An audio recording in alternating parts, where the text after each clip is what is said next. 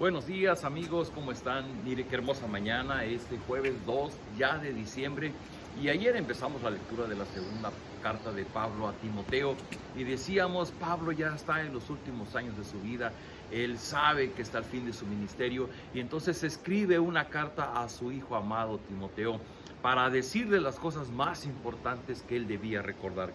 El día de ayer veíamos cómo Pablo oraba por Timoteo y pedía que Dios derramara de su gracia, su misericordia y de su paz en la vida de Timoteo. También nosotros orábamos para que Dios la derramara en nuestra vida. Y hoy nos toca leer el resto del capítulo. Déjeme leer del versículo 6 en adelante, estamos en el primer capítulo. Dice, por eso te recomiendo que avives el fuego del don que Dios te dio cuando te impuse las manos.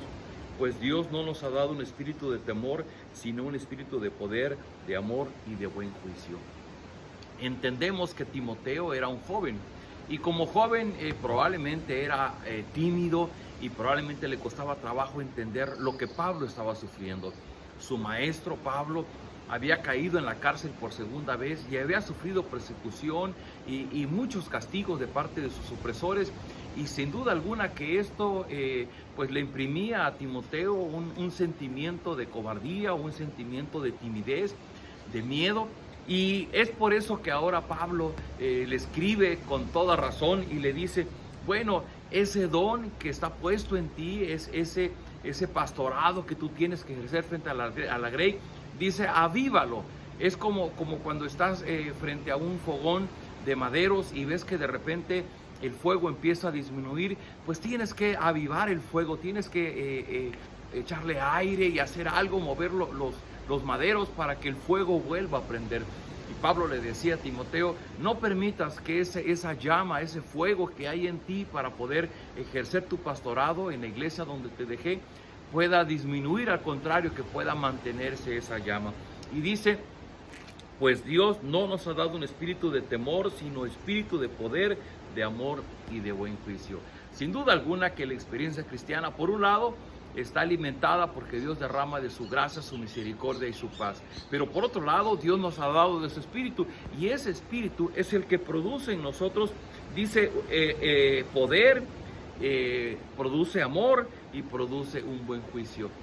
No hay otra forma de vivir la vida cristiana sino por el poder de Dios actuando en nuestra vida. Y cuando el amor se nos acaba frente a las diferencias con las demás personas, solo el espíritu de amor que Dios pone en nosotros nos hace capaces de amar a las personas. Dice de buen juicio cuando tenemos que tomar decisiones, cuando estamos confundidos, cuando somos sobrepasados por otras creencias que son contrarias a la enseñanza bíblica. Bueno, el Espíritu de Dios que mora en nosotros ejerce en nosotros esa capacidad de ver con claridad para tener buen juicio. Y sigue diciendo el apóstol Pablo a Timoteo, no te avergüences pues de dar testimonio a favor de nuestro Señor, ni tampoco te avergüences de mí preso por causa suya. Antes bien, con las fuerzas que Dios te da, acepta tu parte en los sufrimientos que vienen por causa del Evangelio. Sin duda alguna que Timoteo en su poca experiencia veía sufrir a Pablo y yo creo que él mismo se atemorizaba porque él temía vivir lo que Pablo estaba viviendo. Pero Pablo le infunde ánimo y le dice, no te avergüences de dar testimonio de nuestro Señor, pues tampoco te avergüences de verme a mí cómo he sufrido por causa del Señor. Y los siguientes versículos va a hablar Pablo de la esencia de su mensaje, el Evangelio del Señor Jesucristo, y dice, Dios nos salvó y nos ha llamado a formar parte de un pueblo santo, no por lo que nosotros hayamos hecho, sino porque ese fue su propósito y por la bondad que ha tenido con nosotros desde la eternidad por Cristo Jesús. Esa bondad se ha mostrado gloriosamente ahora en Cristo Jesús, Señor nuestro, que destruyó el poder de la muerte y que por el Evangelio sacó a la luz la vida inmortal. Dios me ha encargado de anunciar este mensaje y me ha enviado como apóstol y maestro. Precisamente por eso sufro todas estas cosas, pero no me avergüenzo de ello, porque yo sé en quién he puesto mi confianza y estoy seguro que Él tiene poder para guardar hasta aquel día lo que me ha encomendado. Déjeme resumir en pocas palabras todo lo que Pablo aquí está diciendo. Vea qué enormes verdades. Dios nos salvó y nos ha llamado a formar parte de un pueblo santo.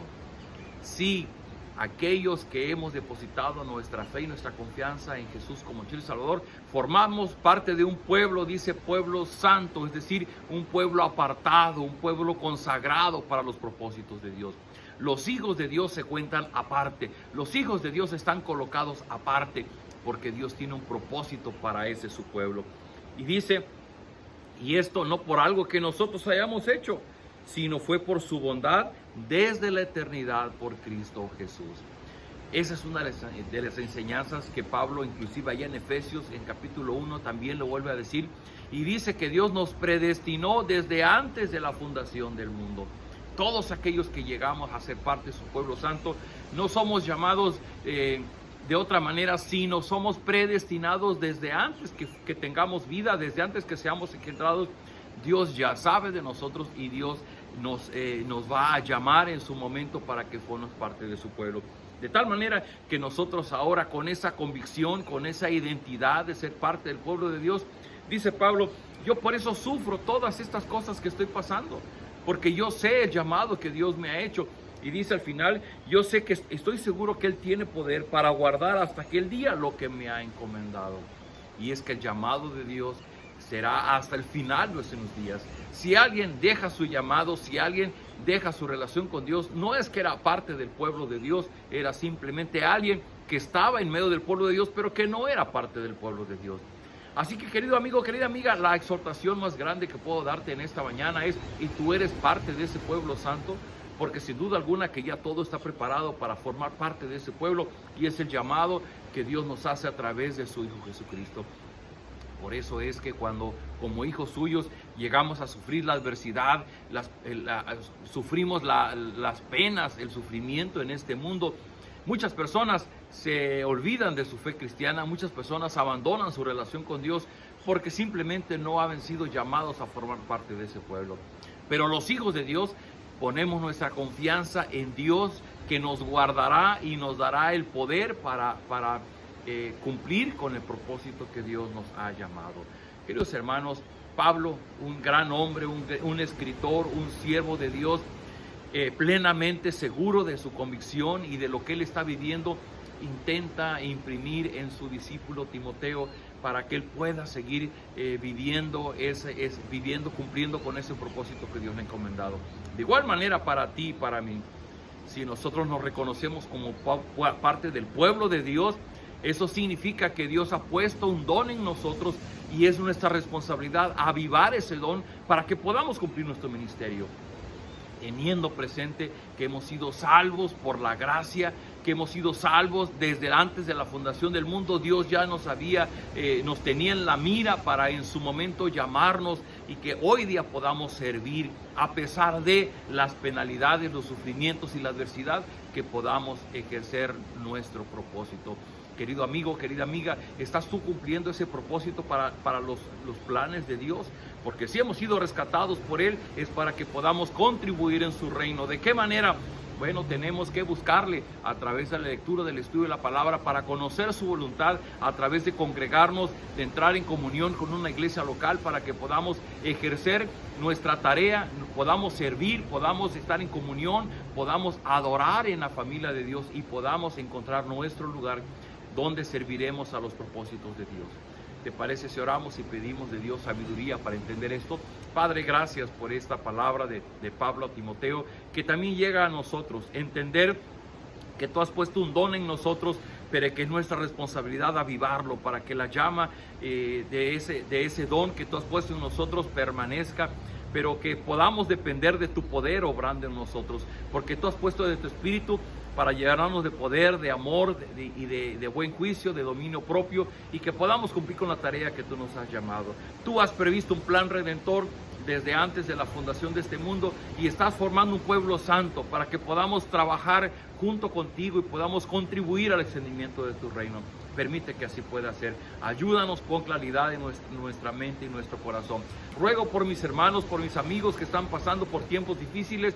Te ruego que tú les sostengas en medio de la adversidad, en medio del dolor, y que tu palabra, el evangelio del Señor Jesucristo, sea, Señor, lo que alimente sus vidas para encontrar propósito, sentido y puedan descansar en ti. Lo rogamos en el nombre del Señor Jesús. Amén. Queridos amigos, somos su Iglesia Cristiana Península Viva. Les enviamos un fuerte, fuerte abrazo. Nos vemos el día de mañana.